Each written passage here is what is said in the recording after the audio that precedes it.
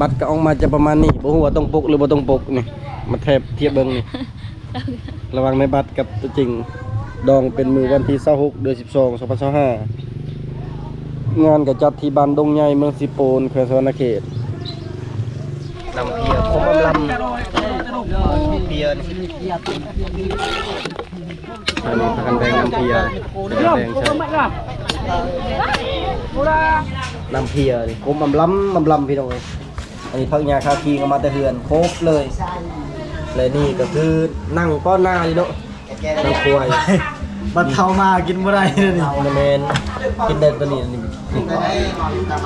โอ้อันนี้เขาเอิ้นว่าเสื้อห้องให้เห็นมาเราเบิ่งมันจะชันเบิ่งบานนี่เขาจะตั้งแบบเป็นทันเป็นแถวข้างในแต่เป็นล็อกไฟล็อกลาวอันนี้ก็คือเห็นเป็นเฮือนของ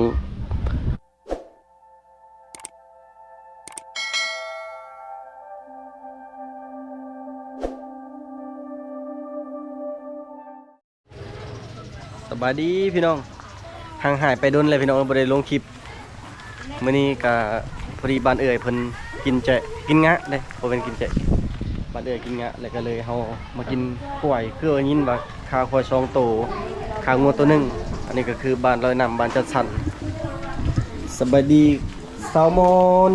สบายดีมื้อนี้มาบ้านเอื้อย มาครั้งที่ 2 ครั้งที่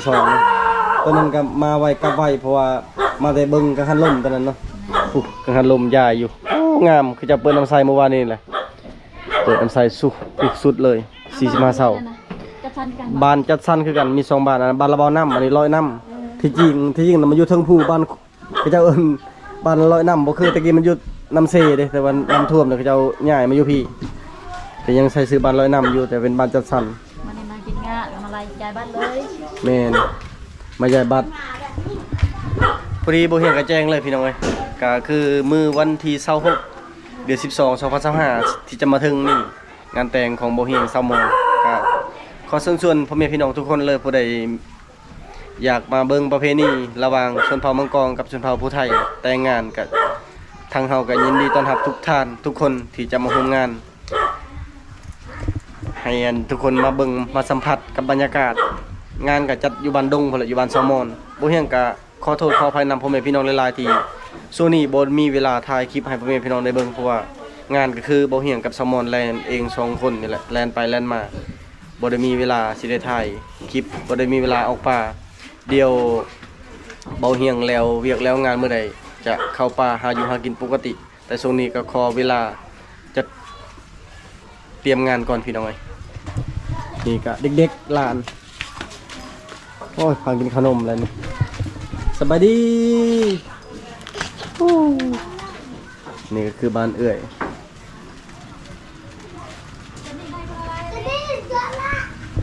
ตัวนี้เอารถมาลิ้นมาหอดปึ๊บแล้วก็มีของอยู่ของกินมีข้าวต้มแล้วก็มีมันดางแล้วก็มีออมสานใส่กับอีหยังบ่ฮู้แล้วก็ขาดบ่ได้ก็คือนี่แหละตามประเพณีพี่น้องนี่คือมีบางข้าวหลามฮ้อนๆเลยนี่ ได้เบิ่งประมาณอาทิตย์ประมาณเดียวได้เบิ่งประมาณเดียว จะเอิ้นอะไรก่อนนี่นะ เม่น เม่น ภาษาผู้ไทย ภาษาไทยเอิ้นเม่น เม่นอ้อน เม่นออน ภาษาลาวมันด่าง ภาษาไทยใช่ จับเพิ่นแล้วอ่ะ จักมันแก้วบ่แม่นมันแก้วมันเป็นมันเผา อ๋อ อันนี้แหละมันด่างจักมันหยังไม่ลินเว้าว่าไผเทือนนี่นะมีแต่คนน้อยๆเบิ่งเอ้ยไผนี่ผู้ใหญ่สุดนี่ก็ยังน้อย ลองยืนเบิ่งชมเทียบเบิ่ง2คนนี่ ตามการ เล่นมาเยอะเลย เจ้าสู้กว่านะก็มีโมเดือนจะมีโมเดือนสู้กว่าอีกเนาะ เนาะแม่เราจะตัวใหญ่ๆกว่าเนาะ เมลินว่าภายในเฮือนนี้มีแต่คนน้อยๆน้อยอะไรได้มาเบิ่งไปเบิ่งมาแบบมีแต่คนน้อย นี่บางข้าวหลาม ๆอ้าวไม่กินข้าวก่อนปั้นข้าวก่อนเพื่อน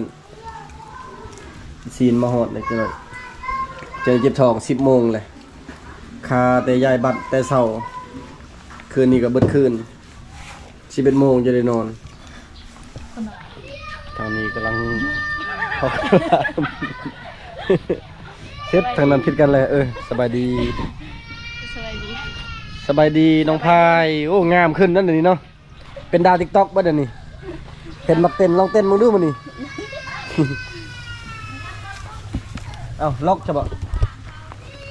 ตันนี่ยังไผตันทางบ่ได้ตันนะบ่ได้บ่โดมคนรอ สวัสดี เดี๋ยวนี้รอขึ้นมาแล้วบ่มาเมื่อได้มาแต่บ่จะทึมนะ 2-3 มื้อละ อยู่พุ่น2 เดือนแล้วบ่ เดือนป้า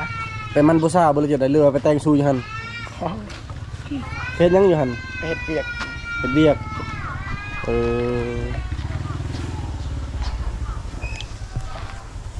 กำลังเข้าร้านมื้อนี้ก็ทางนี้ก็เกียบในแค่คนก็กำลังทยอยกันเข้ามา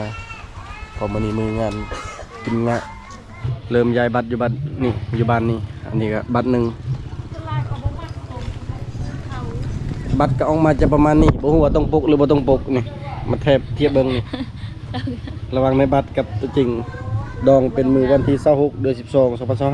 2025งานก็จัดที่บ้านดงใหญ่เมืองสิโปนแขวงสวรรณเขต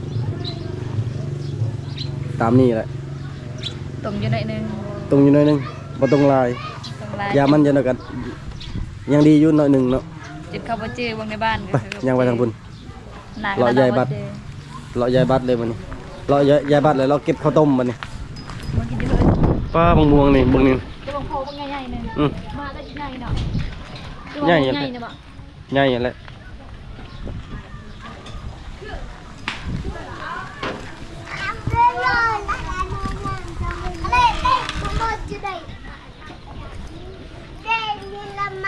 สวัสดีเจ้านี่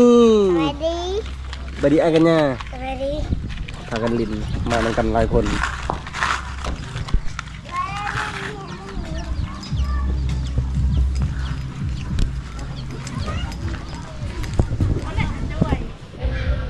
เห็นมาเราเบิ่งบานจัดสรรเบิ่งบานนี่เขาจะตั้งแบบเป็นทันเป็นแถวข้างในแต่เป็นล็อกไผ่ล็อกลาวอันนี้ก็คือเห็นเป็นเฮือนของพ่อปู่เอื้อยนะเป็นพ่อดองหลังรับใหญ่เลยได้จักห้องเฮ้ย4 ห้องบ่1 2 3 4 5 ห้องได้ อยู่พุ่นนั่นพุ่นอีกได้เขาก็ อืม พุ่นอีกได้ดิ 5 ห้องเฮือนจังว่าใหญ่ชุดของบ้านแล้วนี่นะเฮือนหลังนี้นะเป็นเฮือนจัดสรรที่จีนคือผลกระทบจากเครื่องไฟฟ้าเซลล์ละนองแล้วก็เจ้าก็ย้ายให้ชาวบ้านมาอยู่นี่แต่ว่าอยู่นี่ก็มีข้อดีข้อเสียข้อดีก็คือมีน้ำใส่น้ำเขาก็เจ้าเฮ็ดให้ไฟก็เจ้าก็ลงให้เฮือนก็มีอยู่โรงเรียนก็มีโรงหม้อสุขศาลาเนี่ยก็มีถนนหนทางก็มีบ่ทุกอย่าง แต่ข้อเสียก็เล็กๆน้อยๆนะมันก็เฮาบ่ได้ชินเคยกับสถานที่บนนี้นะเพราะว่าเฮาเคยอยู่บุญติดกับแม่น้ำเคยหาอยู่หากินใช้ชีวิตตามเสตามห้วยพออยู่นี่ก็น้ำบางทีมีบางทีก็ขาดแต่บ่เฮือนก็ยอมรับว่าใหญ่อหลีได้ลมก็แห้ง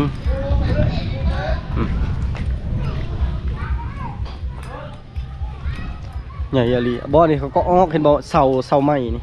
อ๋อ เจ้าก็ออกคันนี้นะ เขาเถิบมากเราเคยเนาะ แมน ตัวนั้นก็แม่นบอกตัวนั้นนะตัวนั้นก็แม่นเนาะ แมน เท่าดินละแม่นมั้งโอ้ยง่ายอยู่ดี บรรยากาศดีมื้อนี้นะลมก็บ่แห้งปานใด บ้านนี่งามสะอาดสะอาด ก็ทำนั้นแล้วสะอาดบ่สะอาด สะอาดนะพวกบ่มีทุกอย่างเลยท่องนู่นก็บ่มี อืม สะอาดอยู่ดีตาก็ว่า เพราะว่าทุกอย่างมันปลิวบ่ได้ได้เฮือนไผเฮือนลาวเขาเจ้าเฮ็ดเขาเจ้าแบบจัดสรรดินให้แล้วก็แบบดินไผดินลาวเลยน้ำเขาเจ้าก็เฮ็ดให้ แต่ว่าน้ำมันก็บ่ค่อยมีถือว่าข้อดีก็หลายอย่างเลยมีนี่มีเส้นทางมีน้ำมีไฟมีโรงเรียนมีสุขศาลามีห้องการมีตลาดอหยังเขาเฮ็ดให้เบิดเลยเด้เขาจะสั่นดินดอนตอนใหญ่เนี่ยเขาก็แบ่งให้นี่แหละคือข้อดีของบ้านจัดสรรอันนี้เป็นบ่อนบูชากะละบูชาตามศาสนามาอีกรอบ2 เกเดินกันเบียสั่นเก มัน อะไรหนูก็ใหญ่บนเลยนอนมาแซมยัน ไผปานมันนั่น เจ้า ข้าพเจ้าบ่ หรือคุณ กินบางนัดเด้อแซ่บบ่ ชุกพด สุกละวานเนี่ยความหักเฮาวานบางนัดวานกว่าอีกเขาอยู่ไว้ในท้าย บ่เลยเนาะ ชุกพด อะไรยังให้ไผ เอาตรง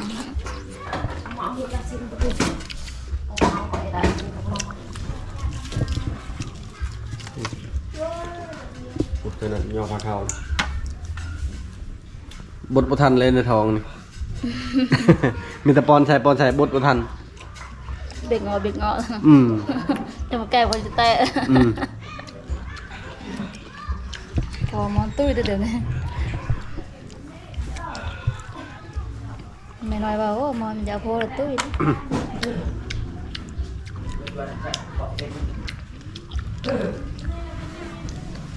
เชิญว่าผู้บ่าวเก่าจ้ะนะ ชวน เชิญบ่ นกแต่ยังเชิญกูเจ้าเก่าเขาก็เชิญเรือ เหมาะเชิญจากคน ช่อง3 คนนี่แหละ นอกแหละนอกจากลื่นค่อยเชิญแต่ช่องคน เคยซ้ ทำ5 คนพอดี มันสิบ่ระเบิดบ่ได้งานนี่ ำเดี๋ยวเราจะทำระวงหอมหนึ่งเลยแฟนเก่าของเจ้าบ่าวและเจ้าสาว มีไม่ดันเลยปะอยากเห็นในโมเมนต์นั้นน่ะจะเกิดอะไรขึ้นเนาะแค่ว่าซื้อก็ยังแบบคิดออกเลยนะ เชิญแฟนเก่าเจ้าบ่าวเจ้าสาวออกระวง รอทหารกินข้าวนะประทามูทาคูเวลาเมื่อปะพอแล้วพอยังอยู่ย่างเงาแล้วลูกเคยไปชงตอนนี้มาหอยบอกกับเจ้าครัวกล้วยเลยเอากระบอกกาถ่ายไก่จังเพราะมันติดผิดกฎบ่มัน Ini tuh thai dan berbangga nih pak. กี่ลืออย่างนี้ Cara perung nem kan? อ๋อขอบใจนังนาลีนังหมูป่าป่ะ นังหมูป่าหรือนังควายนี่ Nang kon. นังคน โอ้คนปั่นต้องใส่กันนอกคันเลยเนาะ Ôi. Việt Nam nih. Áo này chị Ta, nam khu. Đây.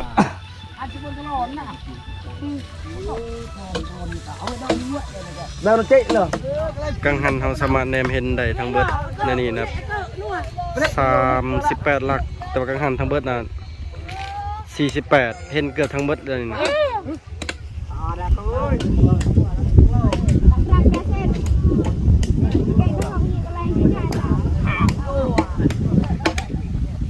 ส่วนทางนี้นะมุนเลยนะมุนเลยนี่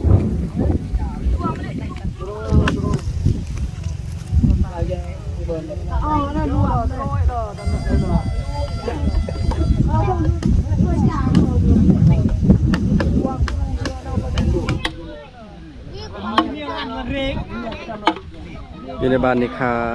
3 โตงวดตัวหนึ่งควาย2 โตเปิดธนาคารหันลมมันสุดท้ายเลยนะงามมาลีวิวนั่นนี่นะ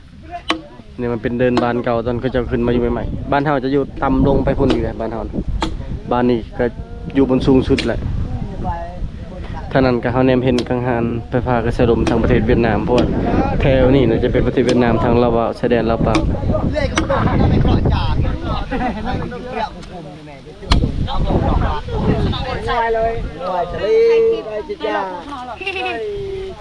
ถ่ายคลิปเทลกันใน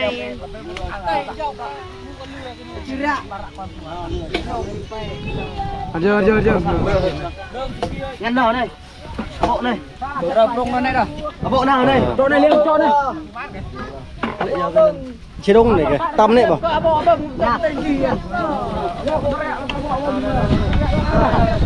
Teriak loh.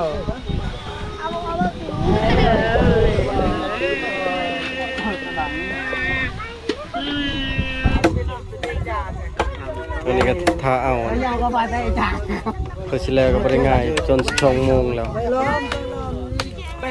ท่านผู้ชม Còn mua hết rồi. Đây là mà rực rồi. Chuột vô này. Ban. น้ำเพียคมอำลำเพียนี่ อั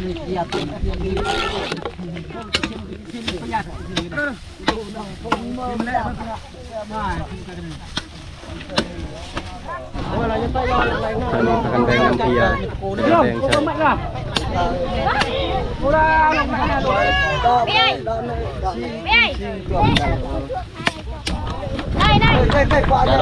thôi cho nó ăn chua rồi kìa chuyện này có bây giờ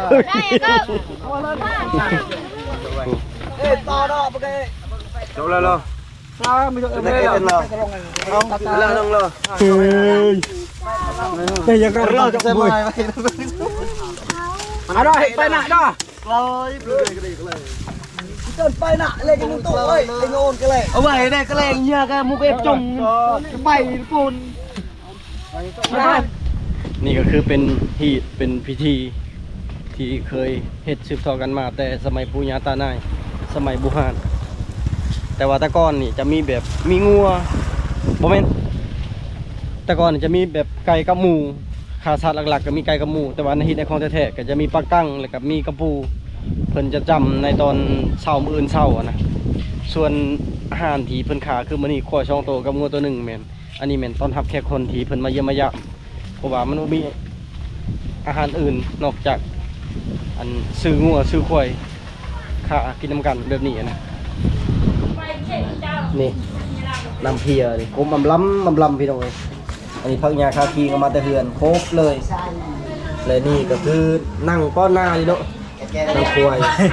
มันเท่ามากินบ่ได้เลยนี่ มันแมนกินได้ตัวนี้นี่โอ้อันนี้เขาเอิ้นว่าเสื้อห้องให้บ่นี่นะบ่แม่นโอ้3 นิ้ว 2 นิ้วคน กิน ห บ่ น้า ได้ได้คนเท่า ประมาณ3 เซนเนาะกันเฮ็ดเหือพอดีเลย สบายดีเด้อพี่น้อง แล้วก็ใส่ละสินขาลายกินนี่นะอันนี้เงือกมีแต่เนื้อแซ่บๆเลยนี่เงือกนี่โอ้ทอดนี่มาจนนี้มันอยู่เฮือนเลยนะอันนี้เงือกเงือก ชบ จบ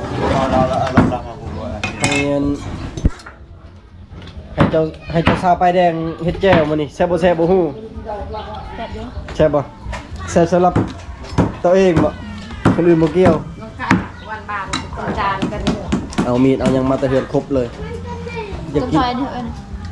ถ้าจะกินแซ่บๆก็ต้องแบบนี้แหละต้องเฮ็ดกินเอง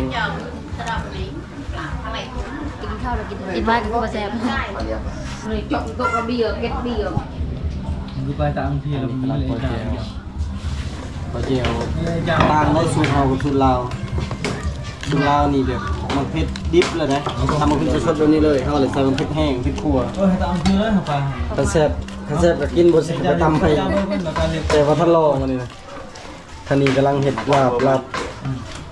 มาเพีย นาเพียกับเฮ็ดลาบเหนียวกับมาเพีย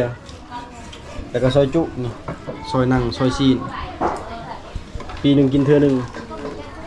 ปีกายนี่บ่เฮียงก็มากินอยู่พี่แหละกินแล้วเป็นไข่วะปีกายนี่ตอนบ่มีเลยอยากกินมากินแล้ว2-3 ตอนก็อิ่มพี่น้องก็แบบนี้แหละไปเพิ่นได้ก็ทำสิกินมื้อนี้เพราะว่าเขาจะกินเบิดบ้านเลยบ้านนี้ก็น่าจะประมาณ30กว่าหลังคาเรือนนี่แหละเฮาก็ฮู้พอคร่าวๆบ้านนี้มันก็ขึ้นกับบ้านเฮานะบ้านใหญ่ขึ้นกับบ้านเฮาเป็นแบบคุ้มเลยนำแต่ว่าบ้านน่ะขึ้นกับบ้านประจเตียนเดี๋ยวนี้เบิ่งเฮือนสถาบัน2เขาเจ้าก็จะเป็นทันเป็นแถวข้างในแต่ก่อนนี่ลมแรงกว่านี้แต่ว่าเดี๋ยวนี้มันก็ค่อยมีต้นไม้มีหยังแต่ก่อนมันเป็นเดินเลยเขาเจ้าดุดจะเบิกใหม่เดี๋ยวนี้มันก็มีต้นไม้บางอีกอย่างก็เดือน12ยังแดดอยู่ปกติเดือน12แหละลมหนาวเย็นแต่ว่าเดี๋ยวนี้ก็ใครในตอนนี้ก็กินเรียบร้อยแล้วเขาก็ตั้งมาย้ายบัตรให้บ้านนี่แล้วก็บ้านพุ่นก็เลยมาแวะกินงะอยู่บ้านเอ๋ยนี่กินแล้วจนเขาก็กลับเมืองบันดงกันแล้วก็มีแต่แจ้งๆพี่น้องให้ฮู้ทั่วถึงไปนั่นแหละพี่น้องเอ้ยมื้อวันที่26เดือน12 2568หรือว่าเดือนธันวาพี่น้องเอ้ยก็อีก13มื้อก็จะมาฮอดงานแต่งของโบเฮียงถ้าว่าพ่อแม่พี่น้องคนใดอยากมาร่วมยินดีก็สามารถมาได้หรือบ่ฮู้ทักแชทลมทาง Facebook ทางคนแอปทางโทรหาทางเบอร์ได้ตลอด24ชั่วโมงทางเฮาก็ยินดีต้อนรับทุกท่านที่อยากมาแสดงความยินดีกับโบเฮียงแล้วก็ซาวมอนงานก็จัดอยู่บ้านดงอยู่โคอูพุ่นแหละอยู่เมืองสิปูนเพราะว่าเป็นจุดใจกลางอยู่หั่นมันสบายคันเข้ามาบ้านโบเฮียงมันก็สิยังน้อยนึงนะก็เลยจัดอยู่พุ่นสำหรับมื้อนี้ก็เป็นฮีตของกินงะหลังจากที่เก็บเกี่ยวข้าวให้ข้าวนาเรียบร้อยเอาข้าวขึ้นเราทุกอย่างเรียบร้อยแล้วก็เพิ่นจะมีพิธีนี้ขึ้นมาพิธีนี้ปีหนึงเฮ็ดเทื่อนึงต่อบ้านหนึ่งและเบิดบ้านแถวเขตเมืองนองบ้านใดก็เฮ็ดแต่ว่าต่างแต่ว่าเฮ็ดไว้เฮ็ดซาส่วนหลายจะเฮ็ดประมาณเดือน11 5 เดือน12บ่เกินเดือน1ประมาณนี้พี่น้อง อันนี้ก็เก็บเครื่องของแล้วก็กลับไปเก็บเมียนกินข้าวอิ่มเรียบร้อยก็เดินทางกลับบ้านพี่น้องเพราะว่าเฮาก็เวลาเฮาก็จำกัดช่วงนี้ก็เวียกหลายอะลีหาก็เข้าใจความที่ว่าคนสร้างครอบครัวนะบ่ได้ง่ายพี่น้องเอ้ยบ่ได้บ่ฮู้นี่ลองเบิ่งเกมนั่นเกมนี่ขนาดพวกเฮาก็สมว่าแต่คบกันมาแต่รู้จักกันมานี่กะเกมเรื่องเครื่องของเรื่องนั้นนี่คอยซื้อเก็บเทื่อละเล็กเทื่อละน้อยแต่ว่ามันก็บ่แล้วจนเทื่อเดี๋ยวนี้งานมันแฮงจ่อบ่ฮอด2อาทิตย์ซ้ำยังอีกมีแต่13มื้อคันบ่นับมื้อนี้ก็ยัง12มื้อยังอาทิตย์กว่าๆนี่กดดันเฮ็ดได้ก็บ่ถึกย้ายบัตรอยู่หั่นอยู่นี่บัตรผิดก็ไปแก้ใหม่เดี๋ยวนี้ก็คือส่งปะแม่อยู่พ่ออยู่เฮือนก็เอาสิลงสิปูนต่อลงไปเอาบัตรแล้วก็ไปแก้บัตรโตเขาเจ้าเฮ็ดผิดถ้าก็เข้าใจความแบบคนที่ว่าสิสร้างครอบสร้างครัวพี่น้องแต่ก่อนนี่คิดว่าการสร้างครอบครัวนี่มันง่ายคำเว้าน่ะมันง่ายแต่ว่ามาปฏิบัติตัวจริงแล้วก็มาเฮ็ดตัวจริงแหละมันบ่ได้ง่ายคือที่คิดเลยยุ่งแฮงอันนี้ขนาดว่าเอาคนแรกได้ถ้าสิเอาคนที่2ที่3นี่โอ้ยบ่เอาแล้วแหละคนเดียวพอแหละเมื่อยบ่ไหว เอาอีก2คน ทั้งค่าใช้จ่ายทั้งค่าใช้จ่ายและก็สมองเฮาเจ้าต้องรอบคอบในเรื่องหลายๆด้านนะหนึ่งกับการต้อนรับแขกคนสองมาให้งานของเฮาออกมาแบบใดเฮาโฟกัสเฮ็ดแบบใดมันก็หลายสิ่งหลายอย่างที่เฮ็ดให้เฮาแบบประสบการณ์เฮาก็บ่เคยสร้างครอบครัวเลยมันยากคันผู้ใดที่ว่าเคยสร้างครอบครัวแล้วแหละก็เขาคิดว่ามันธรรมดาแต่ฉะนั้นเฮาก็ยุ่งยากคือเก่า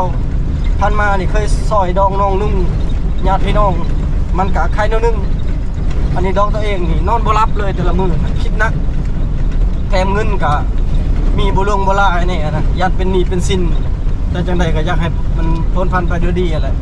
เดียวอีกบ่พอทะเลมือก็สำเร็จเฮากับบ่ได้คิดหยังหลายบัดและบ่เฮียงก็ฝากทุกคนเป็นกำลังใจให้บ่เฮียงคือเก่าแหละช่วยกดไลค์กดแชร์แล้วก็กดติดตามไว้เดี๋ยวแล้วเวียกแล้วงานเฮาก็สิลุยเวียกเฮาคือเก่าปกตินั่นแหละแต่ตอนนี้เฮาก็ขอเวลามาเคลียร์เวียกเคลียร์งานของเฮาตัวนี้ให้มันสำเร็จสิ้นก่อนผู้ใดมักฮักก็ขอบใจหลายๆและผู้ใดที่บ่มักแล้วในเวอร์ชันที่บ่เฮียงสร้างครอบครัวก็บ่เฮียงก็เคารพการตัดสินใจของทุกคนนั่นนะอันนี้ก็คือเป็นเวอร์ชันใหม่แล้วที่ว่าเป็นโตเป็นตนของตัวเองและมีครอบมีครัวถึงมันสิเป็นได้ในอนาคตเฮาก็บ่ฮู้นะเคารพการตัดสินใจของทุกคนบ่ได้มักก็บ่เฮียงขอบใจหลายๆสำหรับ EP นี้กลับไปก่อนเด้อพี่น้องเด้อ